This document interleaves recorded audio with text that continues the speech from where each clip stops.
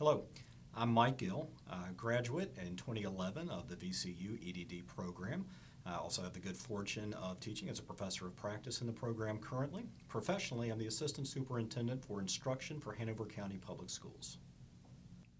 I've had the good fortune of having several different positions within education, from assistant principal to principal, central office director, as well as my current position as assistant superintendent.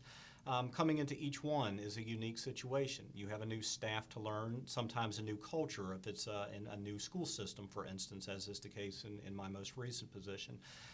You want to make sure that you have a transition plan, especially with the individual who is exiting. Hopefully that was an amicable separation and that person is moving on, whether retirement or promotion, him or herself. And so anything that you can glean from that person coming in is absolutely critical. The next thing that I try to keep in mind is, if I was in the staff's position, what would I want to hear from the new leader? We've all been in the position where the new boss is coming in and we have 1,000 questions. And so I really try to put myself in their shoes and their frame of mind, and knowing what would I want to hear as I kind of begin my initial thoughts and craft my initial thoughts. Knowing that you value their opinions. Coming into my first principalship, one of the things that I did was set aside time in the summer voluntarily for them to come and meet the new guys, so to speak. And I had a couple of things that I wanted to say, but mostly I just took notes and tried to see if common themes would emerge. In that particular position, one of the things that emerged was the staff felt that there was inconsistency in discipline.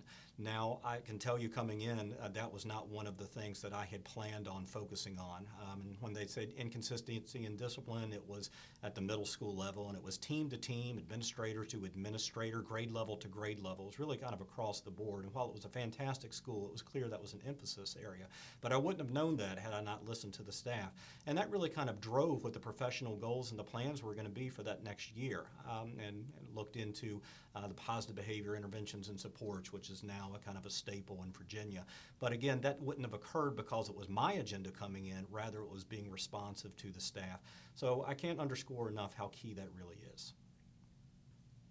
I think everybody approaches it differently. For me, I'm very much a list maker, and I know that about myself. So I begin with a very simple brainstorming exercise, beginning to put every single item that I think that I will need to do on a very simple list. And often I even do it by hand and then go back and type it later. And as I type it, I usually think of 2, 3, 5 more things on the list. And that certainly can be added to. But for me, it's important to get it down, to quantify it, to qualify it on paper, because I know that about myself. If it's written down, it will get done. But in making that list, I think it's equally as important to focus not only on tasks that must be done, but also people that you need, constituents, if you will, that are going to be key players.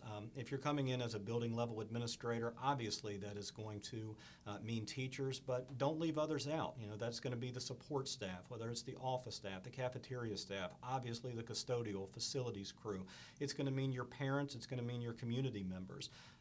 You know, for me in a central office role, that becomes broader, meaning from everything from the local NEA reps to the sheriff to the Board of Supervisors. But the point is that you have to really think through the process of not only tasks that must be done, but also people that is going to be key to begin forming those relationships with. In addition to that, I would check with somebody that you respect that's had a similar role or has a similar role. I have people who I admire throughout Virginia, and I check in with them, and I'm not afraid to ask them, hey, here's what I was thinking. You know, feel free to pick it apart and tell me how you approached kind of immersing yourself in a new culture, in a new position. And take all the advice and notes that you can get. At the same time, don't approach it as a cookie cutter approach. You have to make it yours. If you're doing something that becomes inauthentic, that's going to be easy to see. So take the advice, but make sure you put your stamp on it.